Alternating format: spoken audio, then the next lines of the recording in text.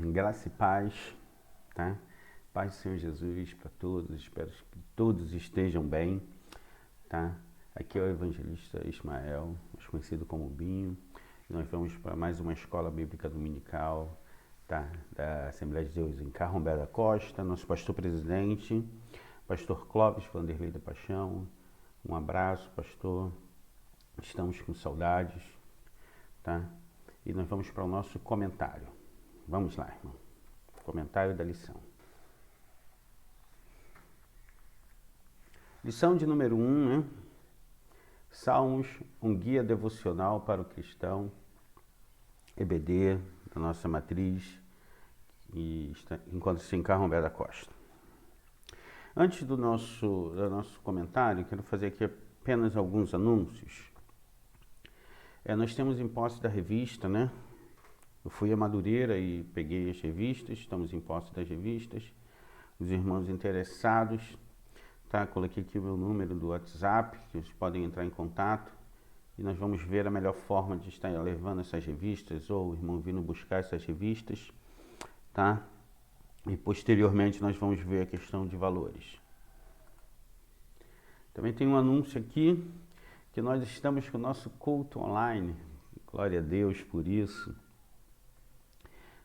Os domingos, terças e quintas, tá? Domingo às 18h30, terça e quinta às 19h30. Então nós estamos com o nosso culto aí online, os irmãos estarem juntos, na segurança e no conforto dos seus lares, podemos estar adorando a Deus e cultuando a esse Deus Altíssimo, tá? Nossa conta bancária da igreja para ofertas e dízimos. Os irmãos que estão aí impossibilitados de ir à igreja podem estar depositando e fazendo o seu, honrando aí com os seus depósitos, com os seus dízimos e ofertas, para que a igreja possa estar até honrando as suas dívidas, né? Sanando ali as suas dívidas. Vamos para a nossa primeira lição, Livro dos Salmos, um guia devocional para o cristão, Escola Bíblica Dominical. Tá? Nós estamos no segundo trimestre, tá? Essa lição do dia 5 de abril de 2020. Textual. Cantai louvores ao Senhor com a harpa e a voz do canto. Salmos 98, 5. Verdade aplicada. O livro de Salmos muito contribui para a vida de adoração e oração do discípulo de Cristo.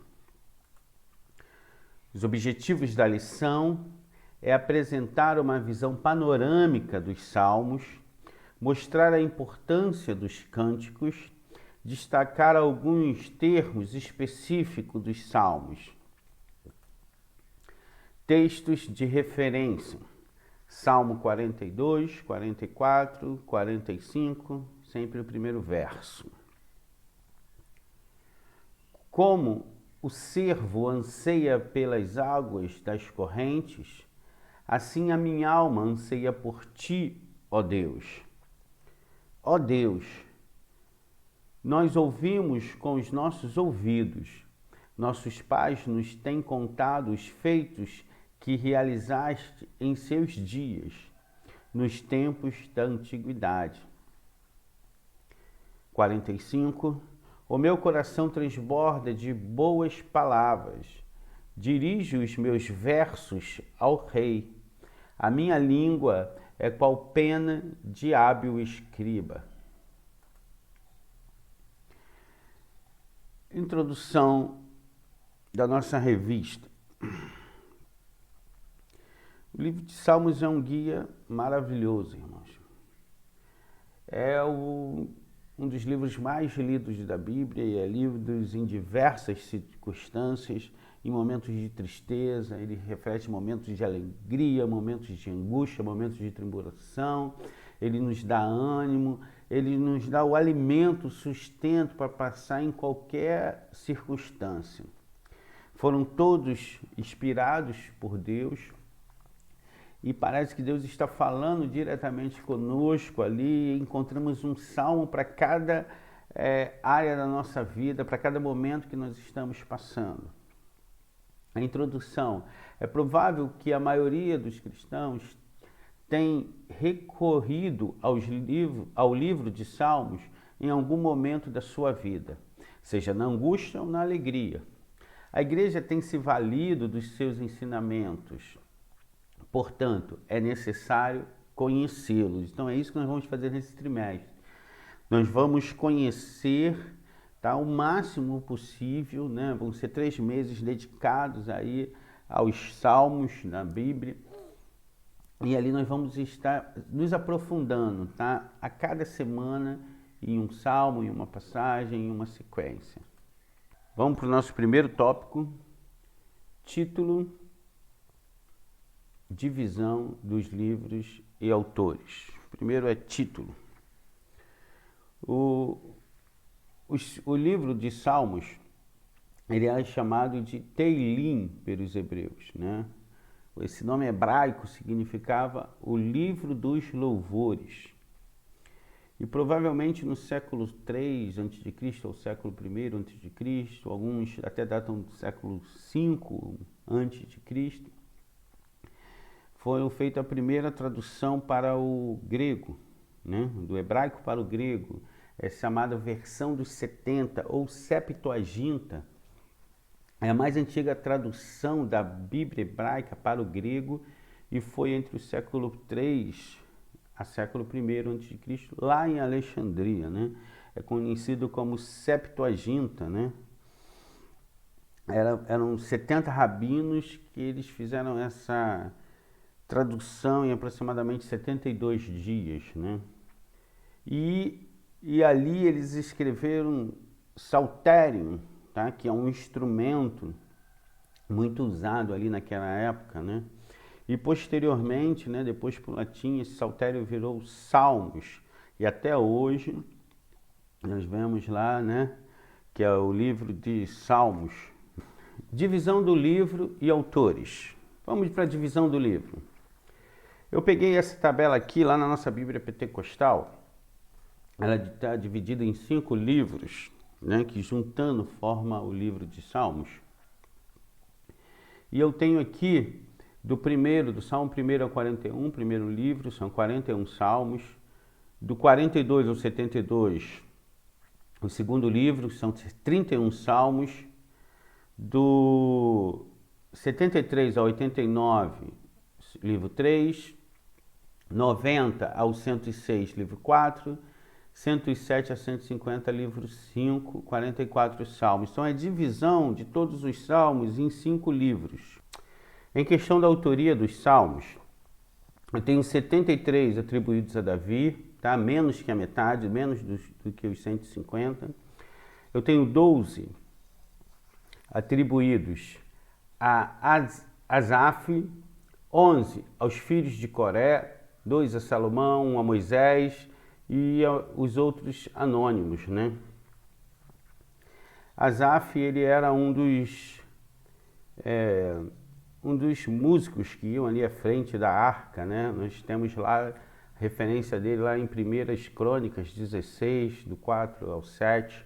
Temos a referência aí. A Asaf também é um dos que tem uma autoria muito grande dos salmos, né? São 12 salmos atribuídos a Asaf. Eu tenho aqui o nome divino, né? Jeová, Elohim. O livro 1, o ser humano e a criação. Livro 2, livramento e redenção. Tá? O livro 3, adoração e santuário. O 4, o deserto e os caminhos de Deus. E o livro 5, a palavra de Deus e o seu louvor. Tá? Também fazendo uma analogia aqui ao Pentateuco, cada um desses livros. Principais características do livro. É um livro considerado livro poético, né? É a poesia hebraica, né? Então eu tenho ali o povo usava como os cânticos, né? Eles usavam como os cânticos. Então nós temos que trabalhar em uma linguagem mais poética. Por isso que nós vemos algumas linguagens poéticas, mas sem tirar aquela verdade, aquela veracidade que tudo foi escrito por homens, mas porém foi inspirado por Deus. Por isso que o livro de Salmos, ele nos traz a presença do Altíssimo, muitas das vezes em momentos que nós estamos assim perdidos. Aí quando nós vamos ler um salmo e traz aquela segurança, aquela tranquilidade, né? Quantas das vezes nós paramos e lemos ou citamos o Salmo 23? O Senhor é o meu pastor e nada me faltará. Deitar-me faz em verdes pastos, guia-me mansamente a águas tranquilas. Refrigera minha alma, guia-me pela vereda da justiça por amor ao seu nome. Ainda que eu andasse pelo vale da sombra da morte, não temerei a mal algum, porque tu está comigo, a tua vara e o teu cajado me consola. Então é uma linguagem poética que nos traz esperança, que nos traz alegria. É como se Deus estivesse falando ali conosco, como se fosse uma oração que nós fazemos a Deus. Tem acrósticos. Acrósticos é uma composição escrita feita a partir das iniciais de palavras isoladas no início da frase ou do verso. Na verdade, quando acontece a tradução, aí já perde muito o sentido do acróstico, né? Acróstico é quando cada primeira letra ali daquele verso, ele forma uma palavra, ou ele forma uma sequência, tá? Isso facilitava muito na hora que eles decoravam esses salmos. Então, isso facilitava na hora de decorar. Então, eles escreviam alguns salmos na forma de acrósticos, tá? Também temos alguns salmos que têm refrão, onde uma frase ou um verso ele é repetido várias vezes. Lembra que os salmos eles eram cantados e citados. Então, umas frases ou versos eles vão ser repetidos várias vezes até aquele que o autor queira chamar mais atenção. Tá? Então, ele vai repetir várias vezes. Tópico 3, esclarecimento de algumas expressões. Selá, Higaion e Mictão. Selá indica uma pausa ou um interlúdio, tá? Higaion, ele indica um momento para meditação, momento de meditação. Nós encontramos esse termo lá no final do Salmo 9, no verso 16, né? Na nossa Bíblia do culto, Salmo 9, verso 16. Tem esses dois termos. Mictão é uma oração silenciosa, tá? Nós também vemos a partir do Salmo 56, Salmo de Davi, lá no cabeçalho, está dizendo Mictão de Davi para o cantor Mur. Então, indica uma oração silenciosa ali, tá? Temos também Jedutum e Masquil. Jedutum, ele era da família dos levitas, certo? Ele era da família dos levitas e indica um salmo de tocar bem. Era para ser um salmo bem tocado, ok? Masquil é um salmo contemplativo, né? Um salmo mais didático. Nós vemos também no cabeçalho lá do Salmo 32, tá? É um salmo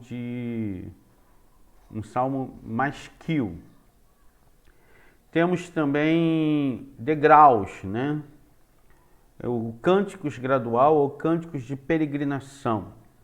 Esses cânticos de peregrinação, tá? Eles cantavam quando subiam para Jerusalém. É interessante esse termo subir para Jerusalém, porque independente da posição geográfica ali que você se encontra, tá? Eles sempre diziam que eles iam subir para Jerusalém, por isso de degraus, né? Indica a escada, né?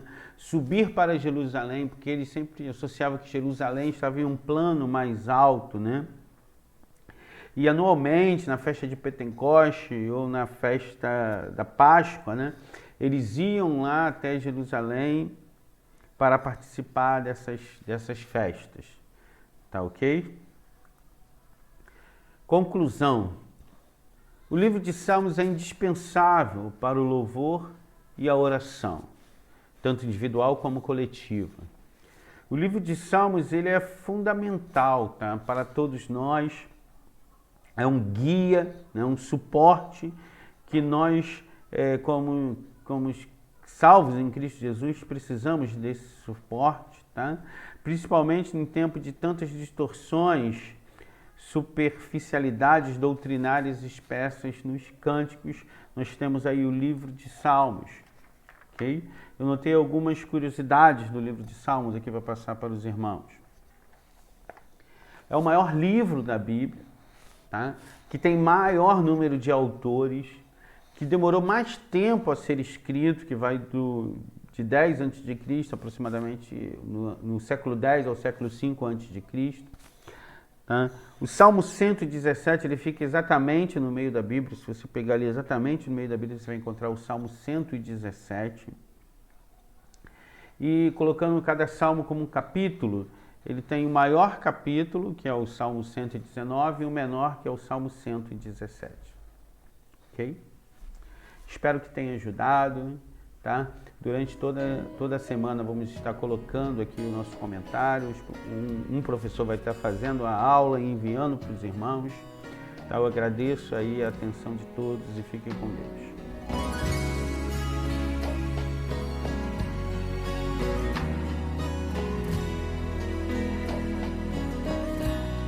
Não quero interromper o teu silêncio, ó Pai, mas é chorando que eu encontro paz. O vento da aflição quer apagar a chama da minha adoração.